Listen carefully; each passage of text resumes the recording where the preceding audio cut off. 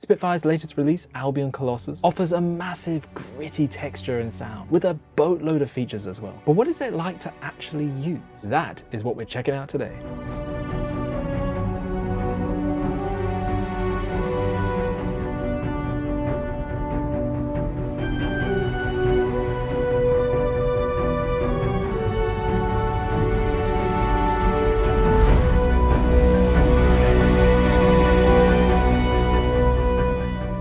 Hey, my name is Steve and welcome back to Command Shift New. Colossus is the latest addition to Spitfire's Albion range, which is a collection of libraries specifically for film scoring. But this one, Colossus, it focuses on dramatic, tense, gritty textures, broken and distorted sounds, anything you need for your next action scene or dramatic trailer. It's designed as an all-in-one toolkit for epic sounding scores, and it has a good range of sounds for you to use. There's an orchestra, but there are distorted guitars, hard-hitting synth lead lines and bass lines, there are pad textures, drum machines, acoustic kits. It actually offers a little bit of everything that I use in my own epic hybrid scores.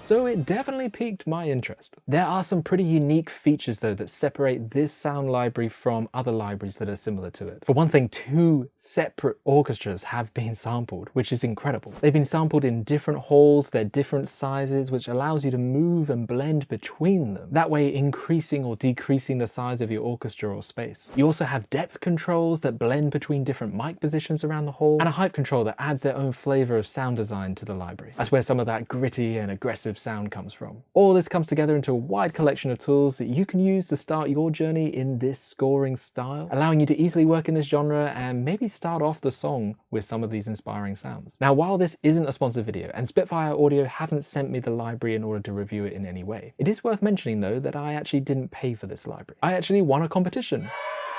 As part of a recent Pianobook competition where we created the world's biggest Brahm, I won a little prize for best sample processing, which was a nice little thing to find out. I'll leave a video link above and below if you want to check out what that sound was. But my prize for the competition was the next release for Spitfire, which turned out to be ALBION COLOSSUS. So I was ecstatic to win that prize. It's really cool. But I wondered how it would fit in with the rest of my libraries and whether I would use it at all. The best way, of course, to find out was to write a track with it and see how it works. So now I'm going to share my sort of first-hand experience with it with you. These are, of course, my personal takes on the library. You'll need to decide if this library is for you. But make sure you stick around to the end so I can hopefully make that decision a little bit easier for you. All right, let's dive in.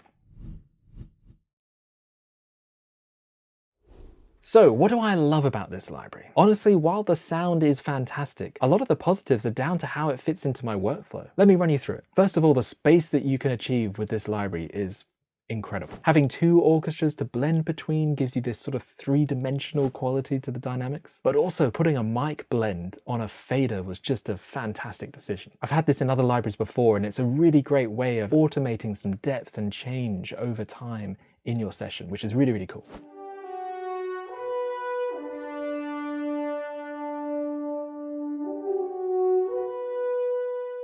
This kind of ties me to another point, which is that the ease of use of this library is a big win. Sometimes libraries are just too clunky and take way too long to load and patch up and tune to your liking for you to just get an idea out and down onto the door. Not this library. It is ready to use out of the box, and it actually loads onto the anthology patch, which is another really big plus. This anthology patch idea is actually really, really cool. Instead of loading onto strings 1 or whatever, like a lot of orchestral libraries do, it loads onto sort of like a sample or taste board of everything that the library could offer. It's sort of the most common used sounds that you'll probably be reaching for the most. You can of course customize it as well, but loading onto that is a time saver because there are usually sounds that I'm going to go for this library that are already part of that anthology. So I just drop the plugin in, click on the one that I want, and away I go. I don't have to load a second patch. Just little workflow things that just make it nice, you know? I love some of the articulations that have been sampled as well. Some of the things that I think I wouldn't really be able to make as good with just a MIDI fader and my own sort of programming. The string swells, for example, that is actually quite challenging to make sound realistic by swelling up and down the dynamics and expression faders. But if you've had it sampled for you, like in this library, it makes it very realistic and just something quite nice about it. I don't know how to kind of explain it. It just sounds real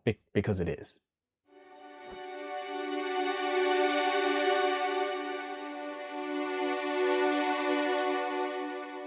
It also means there are less barriers between you getting the sound out of your head and into the door. You don't want to prevent yourself from capturing an awesome moment because you were too busy trying to figure out how a library works or mapping MIDI parameters. It's just not a fun experience. You want it ready to go. And that kind of ties into this whole one toolkit type thing, this one-stop shop aspect of this library. Having a library with everything you need to write in that genre or style is incredibly useful when writing music. I'm not saying you can't use other sounds, and I'm not saying that other recorded sounds can't be blended nicely with this library. But from a writing and composing aspect, having a collection of sounds that you can just pull up, grab, and start playing with and experimenting and mixing together makes that very fast, very efficient. Helps avoid that sort of choice paralysis that we get with too many sample libraries when all you're wanting to do is just capture an idea that you quickly had. You can pull up ALBION Colossus knowing that this is an epic score idea and just find something in there that matches what you want. And sounds good because the sound quality is pretty good. It's also great for people who are less experienced at the sound design sort of aspect of music composition. Getting that gritty texture, that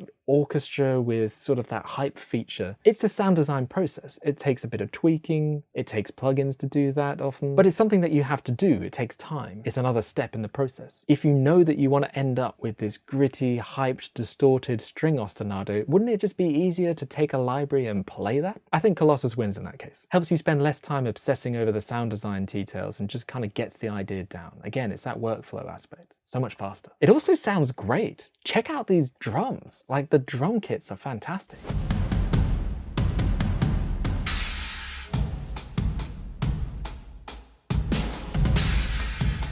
They will definitely become a mainstay in my composer's arsenal. I can definitely tell you that right now. They are fantastic. It's much easier to take a sound that already sounds great, throw it into your composition with very little effort and no further tweaking required. It's a big win for efficiency. Now, while there are plenty of reasons why I love this library, those are sort of the pinnacle reasons that I think this library excels at the most. At least for me anyway, with my workflow. Let's check out some of those things though that I didn't quite enjoy as much. Now, let me start this section by again reiterating that this is my opinion based on the way that I've used this library. These are my own thoughts and feelings, which may differ from yours. I've seen plenty of chatter online already about this library, and people have different opinions on whether it's worth it, whether it's good, whether it's required, whether it's future-proofed or looking in the past. Really, it just boils down to, are you writing in this style of music and do you like the sound that you're hearing? Yes, maybe you can get it then. But really, it's down to you and whether you like that. I'm keen to hear all of those and what you think about this library in the comments below, so why not let me know? And if you've had a chance to use it, what have you thought about it so far? But there are some things I've observed in this library that are probably good to know before you get it and might help you decide whether you would use this library or not. So let's point them out now. Firstly, like a lot of Spitfire instruments, this is a power-hungry library. This is something that's going to require a good processor, a good amount of RAM, because this library is going to need to load somewhere. Even if you're running on an external SSD, you do need the computer to be gutsy enough to kind of power this library. If not, you'll find that you need to start freezing tracks, and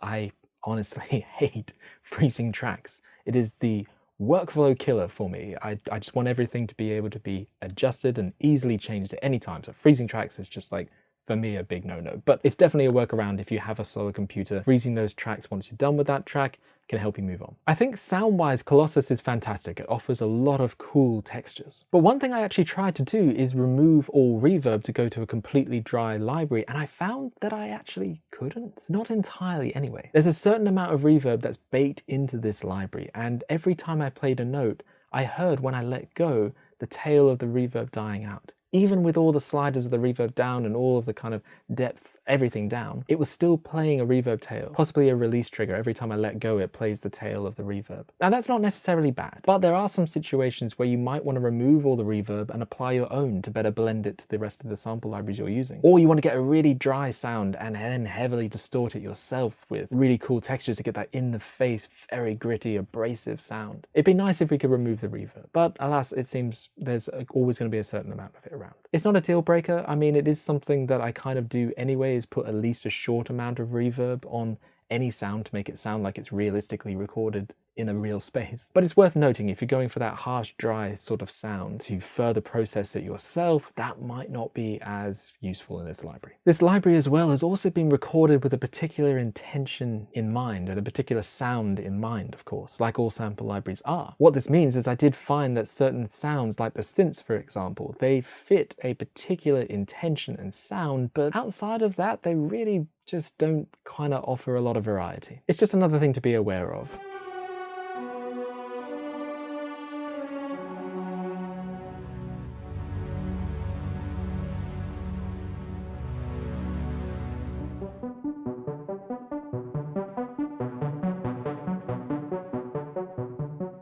When I was writing with this track, for example, I wanted to kind of use some of those lead sounds, but they didn't quite feel like they fit exactly what I wanted. So I found myself really tempted to go diving into other synths and collections and making my own sounds. But obviously I wanted to try and use all of Albion's textures. So I just found it a little bit limiting. It's just something that I wish I could have tweaked a little bit more.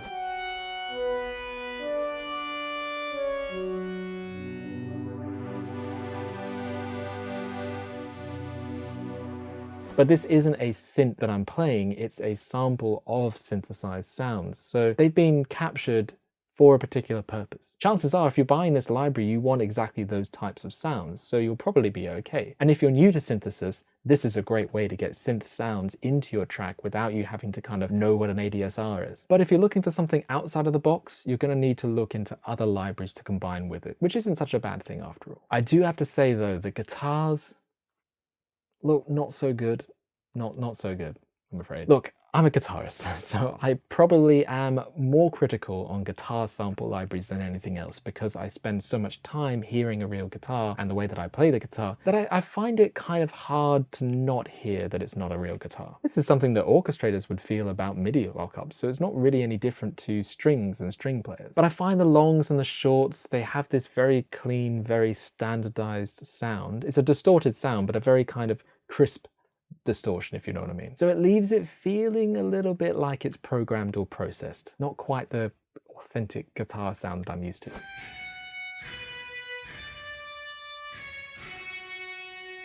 I think they work really well with single notes or little ear candy pieces or background bends or whatever, but a lot of the time I feel like I'm going to grab my own guitar. I tell you what is great though, the dead notes and the dive bombs. They were cool.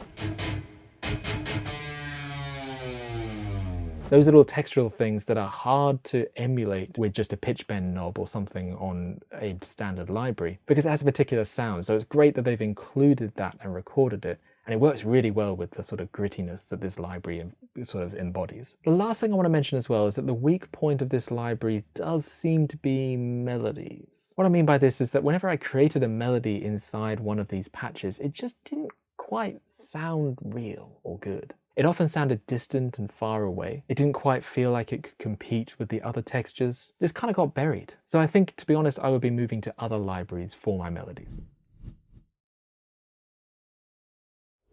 So of course, the question you're asking yourself now is, should I buy this thing? And while I'm not here to answer that question for you, I do have a couple of questions that you could ask yourself that might help you make that decision. And these are sort of my closing thoughts as well on Spitfire's Albion Colossus. Firstly, are you looking for sounds that are huge and massive, but also with a lot of depth? If yes, this library definitely ticks those boxes. It has a huge sound, but it also has a lot of space around that sound and the space around the notes that were recorded, the rooms that were played in, the halls that were captured. This makes it feel very three-dimensional.